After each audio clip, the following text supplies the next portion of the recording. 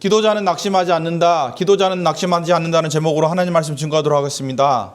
누가복음 18장은 주님께서 기도를 가르치시면서 과부와 재판장의 비유를 드시는 것으로 내용이 시작됩니다.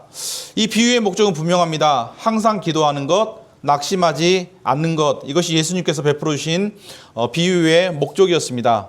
그런데 이 항상이라는 말이 항상 걸려요.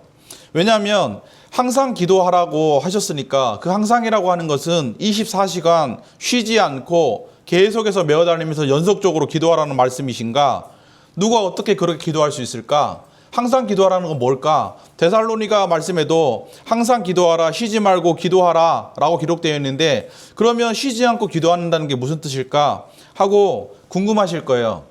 유대인들에게는요, 쉬지 않고 기도한다는 것, 24시간 동안 기도 제목을 가지고 계속해서 기도한다는 것은 종교적 오만으로 생각되었어요. 그래서 이 사람들은 어떻게 한 가지 기도 제목을 놓고 하나님께 그렇게 쉬지 않고 24시간을 기도하느냐? 그건 기도가 아니라 주문이야. 그거는 하나님 앞에 이렇게 해주십시오 하는 주문이야. 그건 기도가 아니야. 그러니까 그런 식으로 기도할 수 없어 라고 생각을 했습니다. 여기서 항상이라고 하는 것은 물리적인 시간의 단위로서 끊이지 않고 연속되는 항상이 아니에요. 그러면 어떤 항상이냐? 거듭해서 반복적인 태도로서의 항상이에요. 그게 뭐냐면 우리가 그렇잖아요. 난 항상 널 생각해 라고 좋아하는 사람한테 이야기를 하잖아요. 그러면 널 항상 생각해 라고 얘기할 때 그 항상 생각해 라고 하는 것은 밥 먹다가도 시간 나면 네가 생각이 나고, 일하다가도 생각이 나고, 수다 떨다가도 순간순간 틈만 나면 생각난다는 거지, 24시간 깨어있는 시간이나 자는 시간이나 내내 한 사람만 생각하면 그거는 비정상이잖아요. 마찬가지예요. 항상 기도한다는 것은 내 마음에 기도 제목이 있어요. 그런데 그 기도 제목을 가지고 틈이 날 때마다 계속해서 포기하지 않고 기도하는 거예요. 밥 먹다가도 하나님, 제게 이런 기도 제목이 있어요. 친구들하고 얘기하다가도 마음이 가난해서 하나님, 내게 이런 기도 제목이 있어요. 하나님, 들어주십시오 하고 내 마음에 있는 기도의 소원을 계속해서 끊임없이 하나님께 이야기하는 것, 그렇게 쉬지 않는 것. 그래서 항상 기도한다고 하는 것을 영어로 이야기하면 continuous가 아니에요. continuous는 연속되는 거잖아요. 끊임없이. 이거는 continuous prayer라기보다는 continual prayer예요. 뭐냐면 중간중간에 텀이 있고 쉬는 시간이 있을 수는 있지만 항상 그 기도로 돌아가서 다시 계속해서 그 기도를 하는 거예요. 그게 여기서 얘기하는 항상이에요. 그렇기 때문에 낙심하지 않는 기도예요. 예수님께서는 항상 기도하는 것과 낙심하지 않는 것을 얘기하셨는데, 여기서 낙심하지 않다는 것은 지치거나 피곤하거나 용기를 잃거나 포기하지 않는 거예요. 그게 뭐냐면 지긋지긋한 거예요. 아무리 기도를 해도 안 들어주시니까, 변화가 안 일어나니까 이거 기도해서 뭐하나, 기도해도 하나님 안 들어주시네 하고 응답이 더디니까 이거 생각만 해도 싫다 하고 집어치우는 거예요. 아주 옛날에 현철이라고 하는 가수가 있었습니다. 이거를 아는 사람은 연식이 좀 된 사람이에요. 그 현철이라는 사람이, 가수가 싫다 싫어라는 그 제목의 노래를 만들었어요. 그 가사가 뭐냐면요, 싫다 싫어 꿈도 사랑도 싫다 싫어 생각을 말자. 이게 정확히 낙심하는 사람의 마음이에요. 싫다, 지겹다, 생각하기도 싫다, 그러니까 다 그만두자. 이게 낙심하는 사람이에요. 기도하다 지친 사람의 마음속에는 뭐가 있냐? 낙심하는 사람의 마음속에 뭐가 있냐? 기도를 하긴 했는데 응답이 더디니까 이제 그만 생각하고 싶다, 지긋지긋하다, 넌더리가 난다 하고 때려치워버리는 거예요. 그게 낙심하는 거예요. 그래서 예수님의 말씀 뭐냐? 항상 기도해라, 낙심하지 말아라 하는 예수님의 말씀 뭐냐면, 응답이 떨어지기도 전에 먼저 지쳐서 떨어져 나가지 말아라. 하나님은 반드시 응답해 주신다. 그런데 그 응답이 더디다고 해서, 내 생각처럼 빨리 오지 않는다고 해서 먼저 네가 포기하고 손들고 나가서 그 낙심하거나 그 하는 행동들을 하지 말아라 하는 게 예수님 비유의 목적이에요. 이 비유를, 그래서 이 기도를 가르치시기 위해서 예수님은 먼저 불의한 재판장에 관한 이야기를 하세요. 우리 한번 2절 말씀 한번 읽어볼까요? 2절 말씀이에요. 시작. 이르시되 어떤 도시에 하나님을 두려워하지 않고 사람을 무시 무시하는 한 재판장이 있는데 어떤 도시에 하나님을 두려워하지 않고 사람을 무시하는 한 재판장이 있었대요. 여기에는 두 가지 힌트가 있어요. 첫 번째, 재판장이 한 명이에요, 여러 명이에요?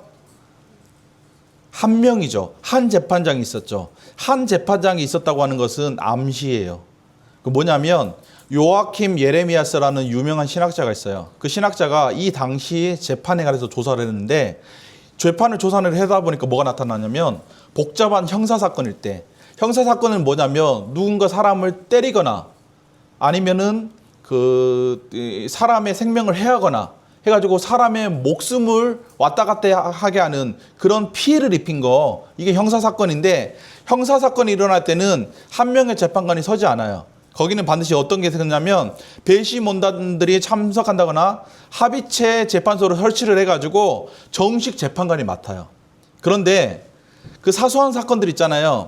돈 얼마 안 되는 거, 돈을 사기를 당했거나 뭐 이런 사건들, 민사 사건 중에서 조그만 사건, 특히 금전 문제를 다룬 사건일 때는 한 명의 재판관으로 독단적으로 처리하는 게 가능했다고 합니다. 그리고 이럴 때는 정식 재판관을 세우지도 않고 분봉왕이나 이런 사람들이 그냥 아무나 데려다가 너 이 재판을 맡아 하는 하급 관리들도 이런 종류의 재판을 설 수 있었다고 해요.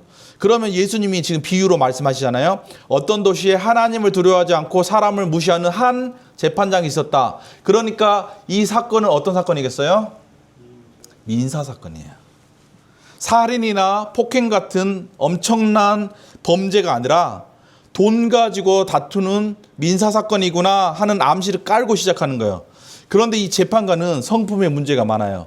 두 가지 문제가 있어요. 하나는 하나님을 두려워하지 않아요. 두 번째는 사람을 무시해요. 우리 주변에도 이런 사람들 있잖아요.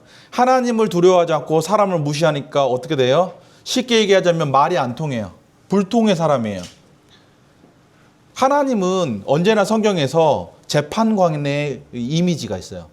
최종적으로 우주 전체를 심판하는 심판자이자 재판관의 이미지가 언제나 하나님께는 있어요. 그래서 하나님을 생각하면 뭐가 떠오르냐면 정의를 물같이, 공의를 마르지 않는 강같이 흐르게 하시는 분이라는 이미지가 있어요. 그래서 신을 믿지 않더라도, 하나님을 믿지 않더라도 그 하나님에 대한 이미지를 생각하면 그 재판이라고 하는 것은 정의를 따라서, 공의를 따라서 해야 된다, 이런 정의관념이 있는데 이 사람은 그런 관념이 전혀 없었다는 얘기예요. 그런가 하면 사람을 무시했다라고 기록되어 있는데, 이거는 원문에 있는 말보다 조금 더 강한 번역이에요. 이 엔트레포마이라는 말이 그 원문에는 적혀 있는데, 이 말은 수동태랑 능동태로 쓸 때 그 뜻이 조금 달라져요. 본문에는 수동태로 적혀 있는데 수동태로 적혀 있을 때는 존중하다의 의미예요. 그러니까 그 원문에 있는 그대로 좀 직역을 해보자면 어떤 도시에 하나님을 두려워하지 않고 사람을 존중하지 않는 한 재판장이 있었다. 이렇게 수동태로 될 때는 번역이 되는 거예요. 그리고 원문에는 수동태로 적혀 있어요. 근데 이게 능동태로 될 때는 어떻게 되냐? 그 사람을 굉장히 부끄럽고 무한하게 만드는 그런 행동을 같은 단어로 능동태로 쓸 때는 그런 뜻으로 쓰여요. 그게 아나무인의 태도죠. 그래서 본문에서 하나님을 두려워하지 않고 사람을 무시하는 한 재판장이 있었다고 했는데, 사람을 무시한다는 말이 사실 어울리죠. 그렇게 보면 존중하지 않는 것 자체가 무시하는 거니까. 그래서 전혀 대화가 되지 않는 오만한 사람이 있어요. 근데 그 사람이 하필이면 재판관으로 자리를 잡은 거예요. 이게 얼마나 답답한 상황인지 생각을 해보세요. 보세요. 신앙이 없어도요, 사람을 존중하고 무시하지 않고 귀하게 여기는 사람은 대화가 돼요. 그런 사람들 있잖아요. 교회 다니지 않아도 사람 귀한 줄 알고, 사람 어려운 줄 알고, 누가 어려움에 처하면 아, 저 사람 참 도와주고 싶다 하고, 어떻게 하든 사람들 어려운 걸 보면 지나치지 못하는 그런 인성을 가진 사람들 있잖아요. 그런 사람이 재판관으로 섰다고 한다면 하나님을 믿지 않는다고 할지라도 대화가 됐을 거예요. 그런가 하면 인성이 나빠도 신앙이 있는 사람은 어떨까요? 성격이 별로 안 좋아. 그 사람들에 대해서 굉장히 냉정한 타입이야. 그런데 신앙이 들어가요. 그럼 이 사람은 제멋대로 하다가도 교회에 나와서 기도하고 하나님 말씀 들으면 양심이 어때요? 찔리잖아요. 그래서 아, 내가 그 사람한테 말 함부로 뱉었는데 내가 이런 행동을 했는데 이거 하나님 말씀에 비춰보니까 잘못된 거야 하고 인성이 좀 안 좋아도 하나님을 아는 지식이 있고 그 신앙이 그 사람을 지배하면 그 신앙이 그 사람 행동을 계속해서 고친단 말이에요. 그래서 둘 중에 하나는 돼야 돼요. 인성이 좋구나. 신앙이 좋구나. 인성도 안 좋고 신앙도 안 좋으면 이 재판관처럼 되는 거예요. 그래, 이 재판관은 어떤 사람이냐?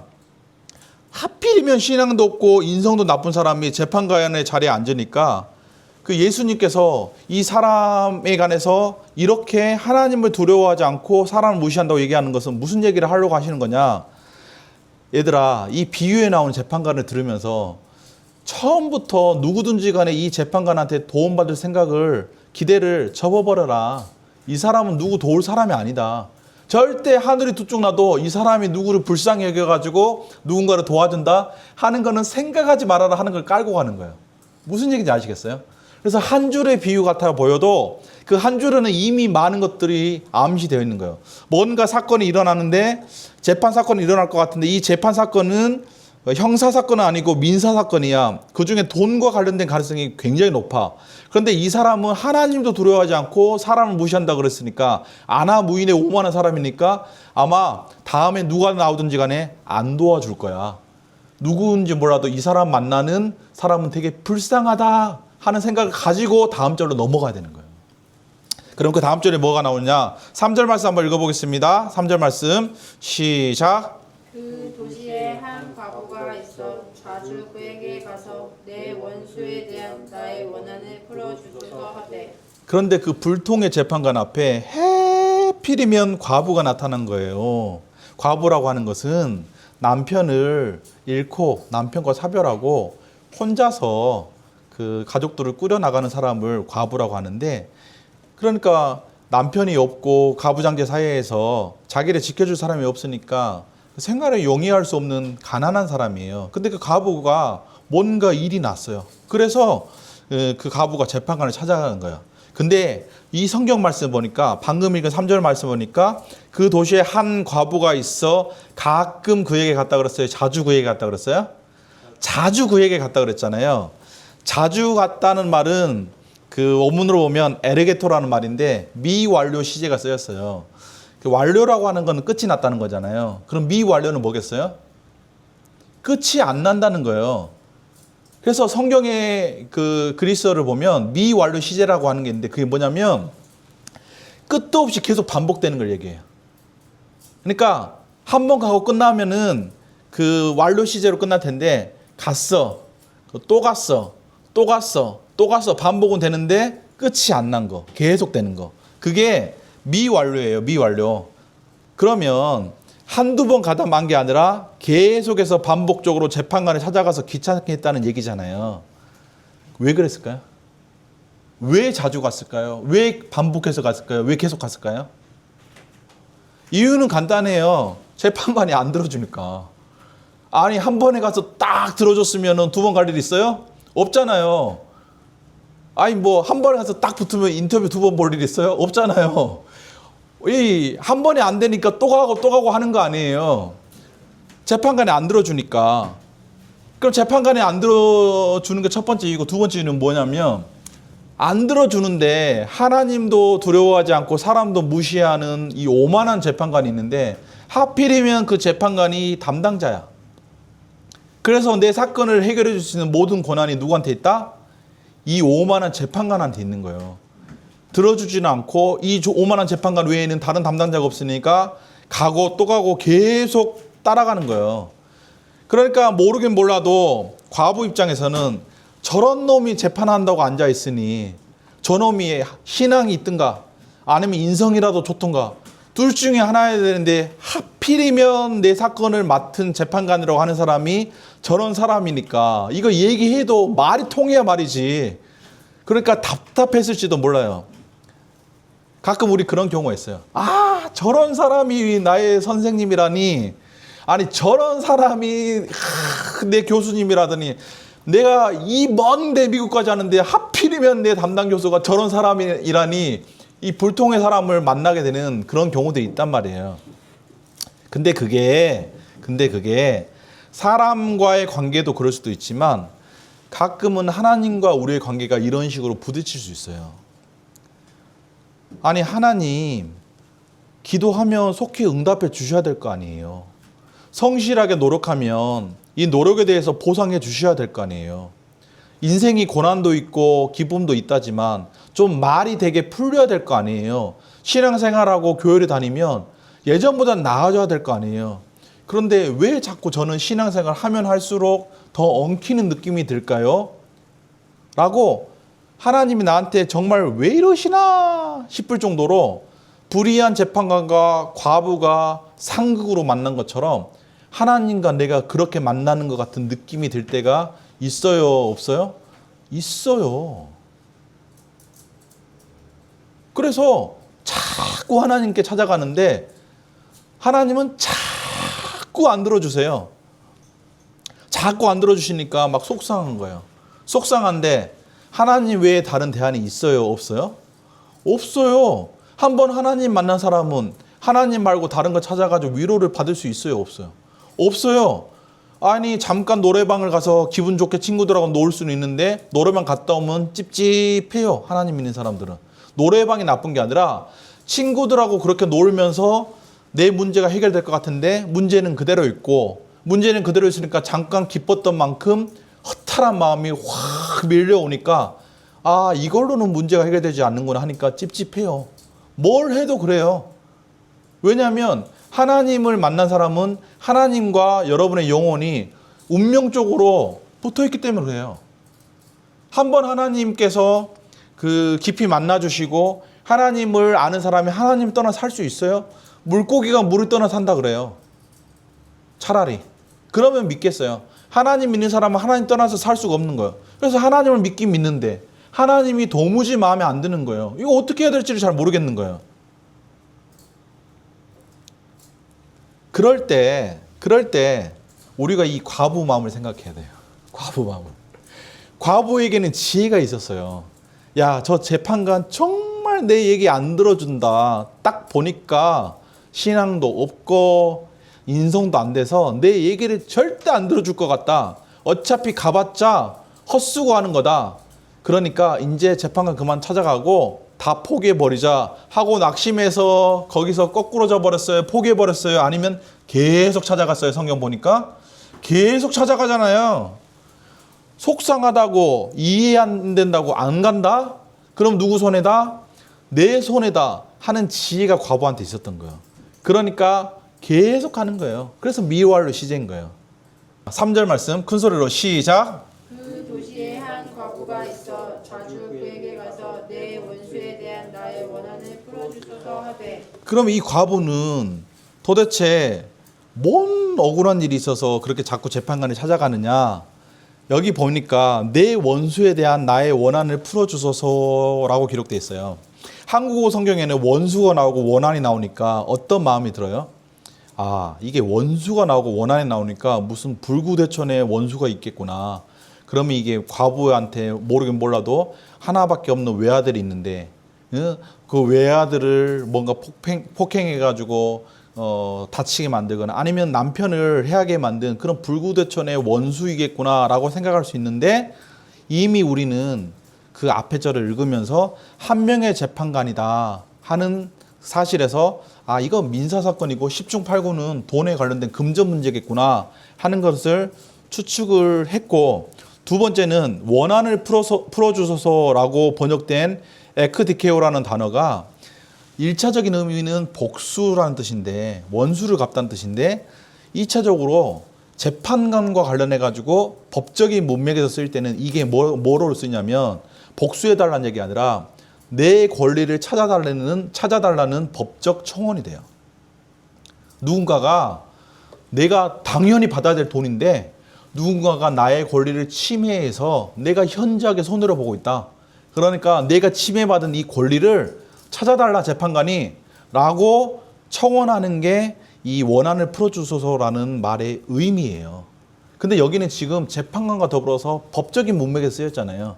그러니까 이것은 내 돈을 찾을 수 있게 도와주십시오라고 그렇게 청원을 넣는 거라 이거죠. 그러면 과부가 돈이 있어봤자 얼마나 있겠어요. 오늘날 과부를 생각하면 안 돼요. 돈 많은 과부의 이미지가 이때 당시에는 없었어요. 농경사회에다가 가부장적 사회에서 과부가 어떻게 돈이 많아요. 그러니까 이 과부라고 하는 사람이 가진 돈이라고 하는 것은 푼돈이었을 거고, 그 푼돈을 누군가가 악한 사람이 악한 꾀를 써가지고 그것을 빼앗아 갔단 말이에요. 속여서 갈취를 했단 말이에요. 그러니까 이 재판관 입장에서는 어떻겠어요, 마음이. 아유, 돈이나 아니나 무슨 남들이 들으면은 무슨 1억 2억 하는 줄 알겠네.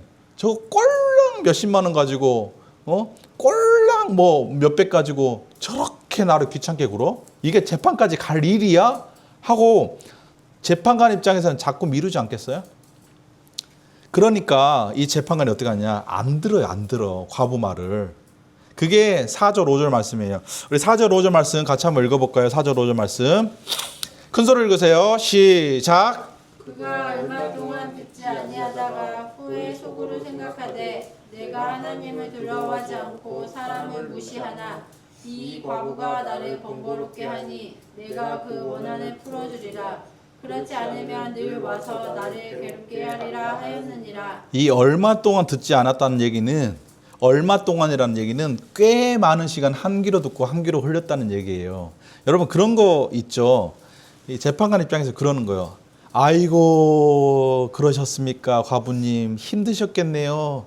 아이고 제가 시간 되는 대로 검토할 테니까 오늘은 피곤하실 텐데 이제 그만 들어가십시오 하고 돌아가면은 깜깜무소식이에요. 속으로는 그렇게 생각하는 거죠. 겉으로는 아이고 정말 힘드셨겠습니다, 정말 괴로웠겠습니다 얘기해놓고 속으로는 아우 저 아줌마 귀찮아 죽겠네, 돈도 얼마 안 되는데 내가 얼마나 바쁜 사람인데 저 상대방까지 당사자까지 소환해가지고 이거 재판 진행하려면 일이 커지는데 뭐 꼭 이렇게까지 해야 되나 하고 과부한테는 그 사춘기 아이들 내내 하는 거 들어보셨어요? 말 끝나기 전에 내내 하는 거? 말 한참 하고 네, 아 그러세요? 네. 얼마나 열받는지 알아요, 상대방이? 그 재판장이 그런 식으로 하진 않았겠지만 그런 식으로 그런 마음으로 한 거예요. 네, 아유 그렇겠네요. 네. 아이고 그만 잘 알죠. 얼른 끝나라, 그만해라. 쉬어야 된다. 딴 사람 만나야 된다 하고 네 그런 거예요. 그런데요 문제가 생겼어요. 뭐냐면 과부가요 생각보다 끈질긴 거예요. 재판장은 한두 번 찾아왔다가 그렇게 돌려보내면 한 2번 하다 말겠지, 일주일 하다 말겠지 그랬는데 과부가 끈질긴 거예요. 그렇게 해서 잘 이야기해서 보내면 다음날 또 오고, 잘 이야기해서 보내면 다음날 또 와서 아예 출퇴근을 하기 시작하네, 법정으로. 그러니까 이 재판관 마음에 부담이 되기 시작한 거예요. 그 왜 부담이 되냐? 그럴 수밖에 없는 게, 여러분 현대적 관점에서 보면 재판은 어디서 열려요? 재판소에서 열리잖아요. 법원에서 열리잖아요. 그런데 이때 당시에는 그런 법원이 없어요. 그러면 어디서 재판이 열리냐면 사람들이 제일 많이 오가는 번화한 그 성문 앞에 광장 같은 공공장소에서 재판이 열려요. 거기에 재판을 할 수 있는 자리가 마련되어 있고 지나가는 사람들이 다 볼 수 있도록 개방적인 장소에서 재판을 했단 말이에요. 그러니까 지나가는 모든 사람들이 뭘 보냐면 과부가 출퇴근하고 재판장이 그 말을 잘 안 들어주는 거를 두 눈 똑똑히 뜨고 지켜보고 있단 말이에요. 그런데 더 문제는 뭐냐? 이 재판관에 그 의무가 있거든요. 어떤 의무가 있냐면 재판관은 재판을 할 때요, 다른 모든 소송보다도 우선해야 될 최우선 케이스가 딱 정해져 있어요. 그게 뭔지 아세요? 율법으로 이때 당시에는 유대 율법으로 구약에서부터 지켜온 전통이 있었는데 그게 뭐냐면 고아나 과부가 관련돼 가지고 재판을 할 때는 어떤 재판보다도 최우선적으로 처리해야 된다는 원칙이, 하나님께서 세우신 원칙이 딱 있는 거예요.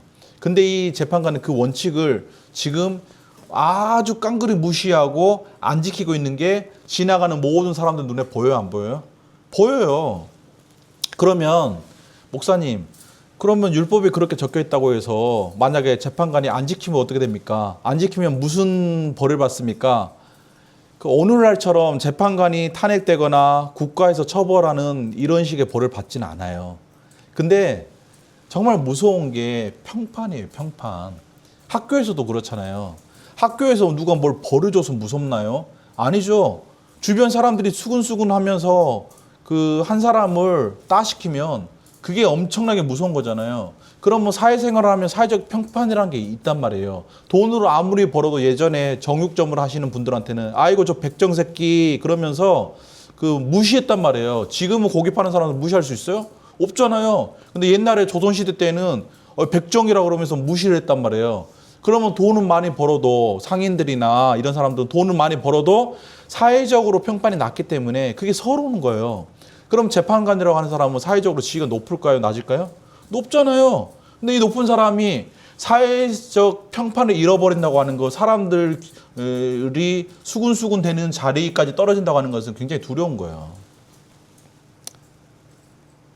그래서 무슨 처벌이 있지는 않지만 과부의 얘기를 들어주지 않고 과부의 재판을 신속하게 진행하지 않고 과부가 억울해가지고 출퇴근하면서 날마다 성문 광장에서 울면서 재판장을 찾아간다. 그럼 사람들을 볼 때 아이고 저 재판관은 얼마나 무능하면 과부 한 사람 문제도 해결을 못해가지고 저러고 있을까. 아니 과부 문제고 고아 문제면 최우선 케이스 아니야? 맞아 최우선 케이스인데 저거 사건을 하나 해결 못해가지고 저렇게 된 지 지금 한 달이 넘었어. 아이고 저 재판관은 새로 와서 영 똑똑한 줄 알았더니 뭐 아무것도 해결할 줄 모르는 그런 그 나이브한 사람이네. 이렇게 이야기를 하는 걸 두려워할 수밖에 없어요. 왜냐면 체면이 땅에 떨어지니까. 그래서 불의한 재판관이 가만히 보니까 야 이대로 가면은 지금은 과부가 나 때문에 답답하지만 조금 더 시간이 지나면 과부 때문에 내 체면이 땅에 떨어지겠구나 하는 판단이 된 거예요. 그래서 속으로 늘 와서 과부가 나를 괴롭게 하리라 라고 이야기를 한 거예요. 근데 재밌는 건요. 늘 와서 나를 괴롭게 하리라 이 말이요. 휘포피아저라는 말이 쓰였는데 이 얘기가 이 단어가요. 어떤 단어냐면 격투 단어예요. 격투 단어. 고대의 격투 단어예요. 그 여러분이 아신지 모르겠지만 고대 그리스 시대에는 복싱이 유행했어요. 그래서 BC 688년 자료를 찾아보니까 BC 688년에 벌써 그 그리스에는 고대 올림픽이 열렸는데요. 정기적으로 제23회 고대 올림픽이 열렸고 이때 정식 종목으로 복싱이 채택됐어요. 권투가. 근데 이 당시 복싱은요. 오늘날 우리의 복싱하고 좀 달라요. 왜냐하면 체급 제한이 없어요. 그냥 막 붙는 거예요. 그 다음에 라운드가 없어요. 중간중간에 쉬는 시간이 없어요. 그러니까 한 놈이 죽거나 항복할 때까지 계속 싸우는 거예요. 그 다음에 링이 없어요. 그러니까 무제한이에요. 다 어떤 제한도 없고 그냥 룰은 하나예요. 상대가 항복하거나 쓰러질 때까지 어디를 가격하냐면 얼굴만 집중적으로 가격하는 경기가 그런 잔인한 경기가 복싱이었어요. 그러니까 오늘날 복싱하고 좀 다르죠. 근데 그 복싱에서는 아주 중요한 기술이 있는데 그게 휘포피아저라는 기술이에요. 그게 뭐냐면 상대 눈밑을 때려가지고 시야를 차단하고 피멍이 들게 해가지고 안 보이게 해가지고 KO 시켜버리는 거예요. 이 단어가 지금 재판관이 쓰고 있는 늘 와서 나를 괴롭게 하리라의 괴롭게 하리라가 이 단어예요. 이게 뭔 말이냐면 과부가 날마다 찾아와서 사람들 많은 데서 하소연하는 게 나한테 펀치를 때리는 것 같은 거예요. 그래서 자꾸 내 눈밑을 때리는 것 같은 거예요. 그래서 정신적으로 너무 피곤한 거예요. 그래서 지쳐가지고 그냥 쓰러질 것 같은 거예요. 야 이러다가는 과부가 아니라 내가 죽겠다. 근데 잘못하면 사람들 많은 데서 개망신 당하겠네. 이런 생각이 드니까 야 귀찮긴 한데 이 귀찮아도 그냥 들어주고 저 지긋지긋한 면상 좀 안 보고 사면은 내가 진짜 편하겠다 하는 마음이 재판관 마음속에 든 거예요. 그래서 결국 예수님의 비유에서 영적 씨름은요 다 가진 불의한 재판관보다 아무것도 없어도 집요한 과부, 포기하지 않는 과부, 끈질긴 과부가 더 강했던 거예요. 그러니까 주님의 도전은 그래서 이런 거예요. 얘들아, 기도가 뭐니?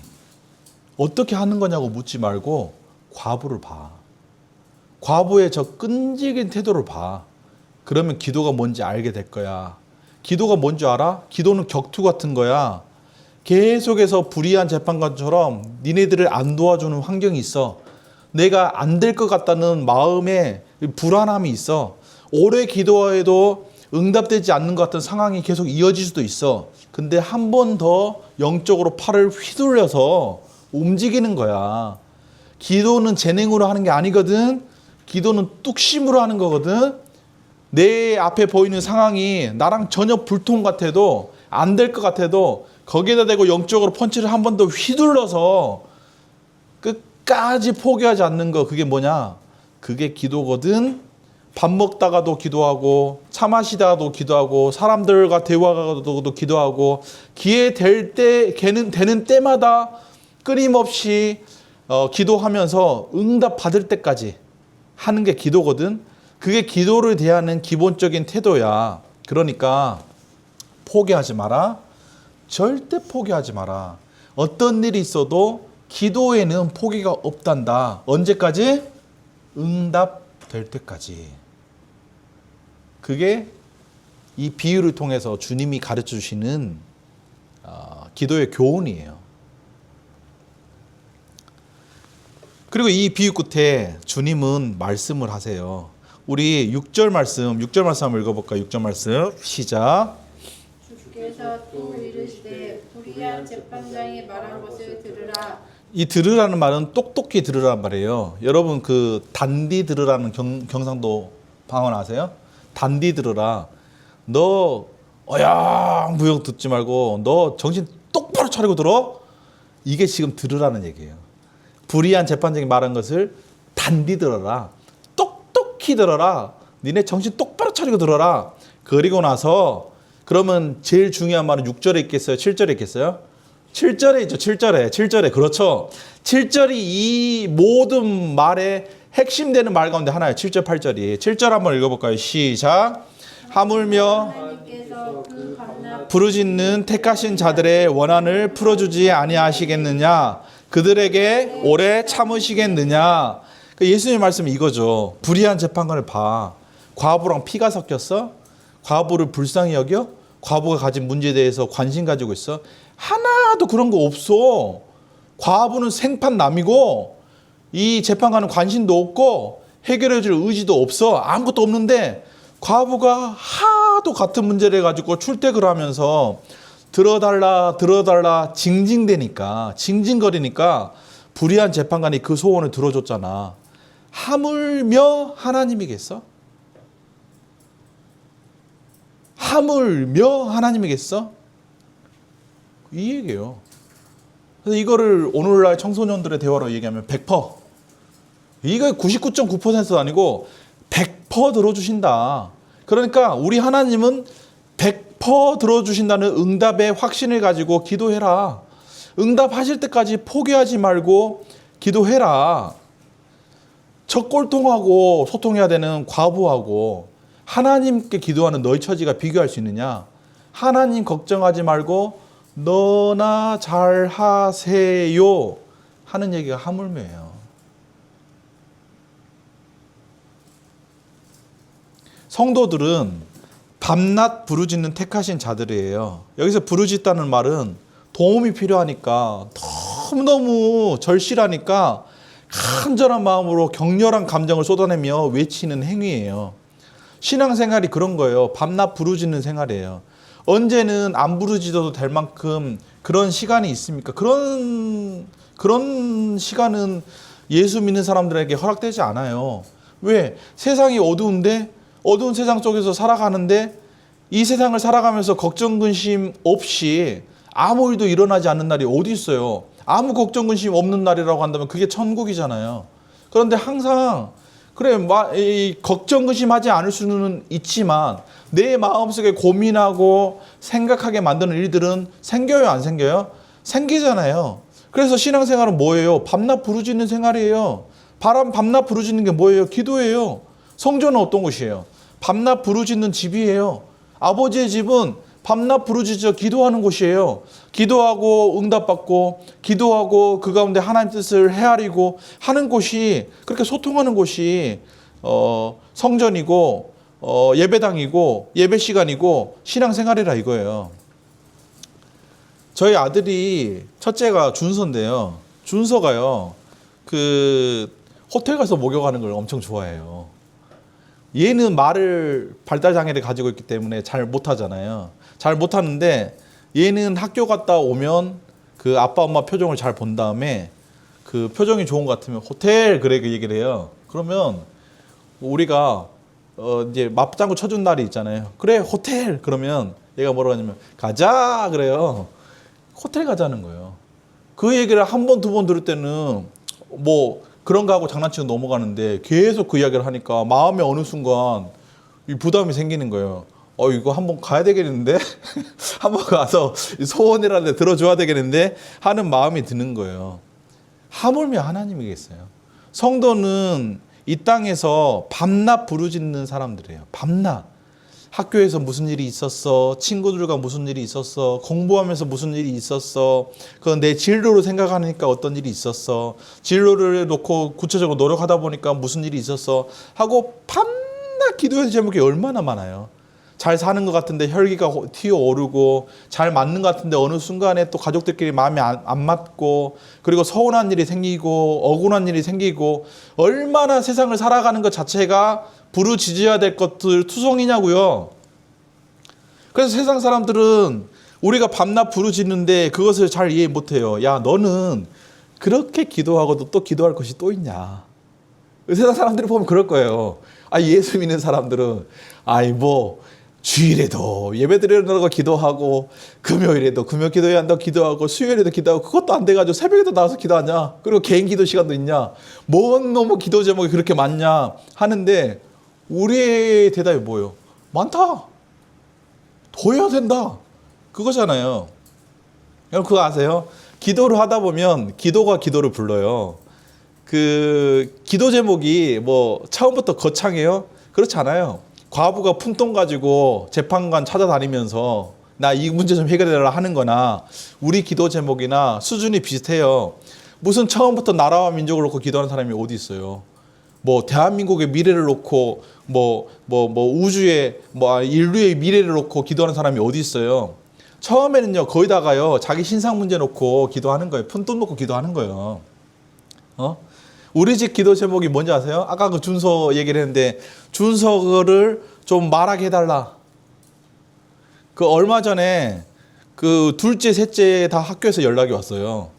그 한 놈은 너무 똑똑해가지고 똑똑한 거 티내다가 학교에서 너무 까불다가 연락이 왔고 한 놈은 좀 뒤쳐져가지고 그렇게 해가지고 되겠냐 해가지고 연락이 왔어요. 다 그런 거예요. 근데 그 기도가요 하나가 생겼다가 응답되면 또 다른 게 생기고 또 다른 게 생겼다가 응답되면 또 다른 게 생기고 하면서 징검다리처럼 이어지는 거예요. 하나 끝나면 끝나는 게 아니라 하나가 끝나면 다른 게 생기고 다른 게 끝나면 또 다른 게 생기면서 계속 이어지는데 이 응답이라고 하는 것들도요 그렇잖아요. 하나님이 어떤 것은 오케이 하고 들어주세요. 그거의 응답이에요. 당연하죠. 그런데 어떤 거는 그건 아닌 것 같아 하고 거절하시는 마음을 주세요. 그러면 하나님께서 거절하신 것도 응답이에요? 응답이 아니에요? 응답이에요. 그래서 들어주신 기도도 들어주신 대로 응답이고 안 들어주신 것도 안 들어주신 대로 응답이란 말이에요. 근데 중요한 건 뭐예요? 들어주시느냐 안 들어주시냐가 중요한 게 아니라 기도 제목이 계속 바뀌면서 기도를 하는 동안 내 신앙과 인격이 성숙하는 거예요. 기도하는 동안 성숙해요. 수준 높은 기도가요 대단한 신앙을 만드는 게 아니고 기도 자체가 대단한 힘이 있어서 사람을 변화시키는 거예요. 왠지 아세요? 기도의 중심에는 하나님이 계시니까. 내 기도의 대상은 살아계신 하나님이시니까. 그래서 신앙은 뭐냐? 밤낮 부르짖는 거예요. 부르짖는 것만큼 바뀌는 게 신앙이에요. 여기서 한 가지 짚고 넘어갈 거는 그렇게 밤낮 부르짖는데도 불구하고 하나님이 어떤 기도는 침묵하실 때가 있어요. 차라리 하나님이 들어주시든가 거절하시든가 그러면 어떤 식으로든 응답을 분명히 해주시면 마음이 좀 편하겠는데 하나님이 들어주시는 것도 아니고 안 들어주시는 거절하시는 것도 아니고 그래서 이거를 계속 기도를 해야 되나 말아야 되나 분간이 안 될 정도로 하나님이 침묵하실 때가 있어요. 이럴 때 어떻게 해야 되나? 주님께서 이미 답을 주셨어요. 우리가 읽은 7절 말씀에 맨 마지막에 뭐라고 끝나냐면 오래 참으시겠느냐라는 말로 끝나요. 오래 참으시겠느냐라는 말을 거꾸로 뒤집으면 그렇게 부르시져도 기다리는 시간이 있을 수 있다는 거예요. 봐봐요. 오래 참으시겠느냐라는 말을 거꾸로 하면 그렇게까지 오래 참지 않는다는 거잖아요. 오래 참지 않는다는 것은 뭐예요? 기다려야 되는 시간이 있다는 거잖아요. 그 하나님께서 어떤 경우에는 깊은 섭리가 있어서 내가 온 힘을 다해서 부르짖는데도 불구하고 응답하지 않고 기다리게 하실 수 있다는 거예요. 그런데 그렇게 기다리는 때에도 오래 참으시겠느냐? 그렇지 않다는 것이 예수님의 가르침이에요. 이 말씀 끝에 예수님은 8절 말씀으로 이 비유의 가르침을 마치십니다. 우리 8절 말씀 한번 마지막으로 한 번 더 읽어보겠습니다. 시작. 내가 너희에게 이르노니 속히 그 원한을 풀어주리라. 그러나 인자가 올 때에 세상에서 믿음을 보겠느냐 하시니라. 속히 풀어주신대요. 그렇게 오랜 시간이 걸리지 않는데요. 이 그렇게 오랜 시간이 걸리지 않는다, 속히 풀어주신다, 이 말은 무슨 뜻이냐? 잘 들으세요. 첫 번째, 정확한 타이밍에 하나님의 시간표를 따라 기도를 들어주신다는 거예요. 내 시간표를 따라서가 아니라 하나님이 세우신 하나님의 시간표에 따라서 정확한 타이밍에 재고 있다가 정확한 타이밍에 그 기도의 제목을 들어주신다는 거예요. 그래서 네가 생각한 시간표랑 네가 세운 계획이랑 다르다고 의심하거나 불평하지 말아라. 속히 풀어주시는 하나님을 믿어라 하는 게 첫 번째 뜻이고요. 두 번째는 언젠가 우리 인생이 끝나서 마지막 날에 돌아보면 지금은 나의 인생이라는 여정의 그림이 전체적으로 보이지가 않잖아요.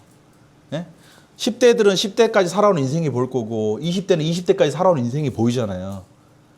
근데 나중에 내 인생 여정을 마치고 모든 것이 끝나면 돌아볼 날이 있을 거 아니에요. 내 인생 전체를. 사람이 죽기 전에는 주마등처럼 자기 살아온 인생 전체가 쭉 스쳐 지나간다고 하잖아요. 그런 것처럼 우리 인생 마지막 날에 내 인생에 걸어왔던 수많은 여정들을 돌아볼 날이 있을 거예요. 그때 내 인생을 돌아보면 하나님께서 그때는 내가 너무 힘들고 괴로워서 왜 이렇게 하나님이 내 기도를 안 들어주실까 하고 답답했었는데 맨 마지막에 내가 내 인생을 돌아보면 하나님이 그때 아주 정확한 타이밍에 아주 신속하게 나를 위해서 움직이고 응답하셨구나. 그래서 현재 시점에서 내가 나를 봤을 때는 너무 답답한데 마지막 날에 모든 것이 끝나는 시점에서 응답하신 기도들, 그렇지 않은 것들을 돌아볼 때 하나님이 나를 이렇게 정확하게 그리고 신속하게 나를 위해서 도우시면서 내 인생이 펼쳐졌구나 하는 것을 깨달을 수 있는 방식으로 하나님이 기도에 응답하신다. 속히 풀어주시리라. 그렇게 주님은 기도에 대해서 가르치시면서 제자들을 위로를 하시는데 이 시점에서 갑자기 주님의 톤이 바뀌면서 아주 강하게 말씀을 하세요. 그 강하게 하시는 말씀이 뭐냐면 그러나 인자가 올 때 세상에서 믿음을 보겠느냐. 이 그러나 이 말이 무슨 말인지 아세요? 좋다. 얘들아, 제자들아, 너희가 기도하면서 하나님 걱정 많이 하는 거 안다.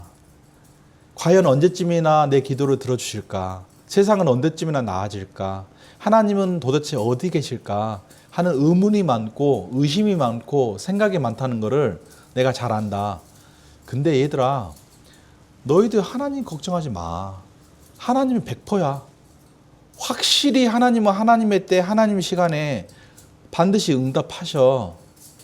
그러나 너희는 어떠니?